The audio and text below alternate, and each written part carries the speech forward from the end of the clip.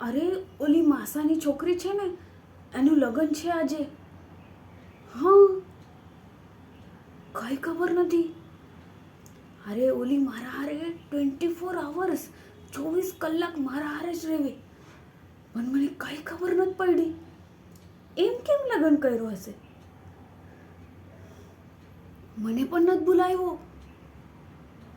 અરે મારી ફ્રેન્ડ છે, કઈ ખબર નથી.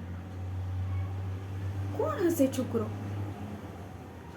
ઓળો, અરે ઓળો ગાંડા છે. શું પછી હું શું કરું?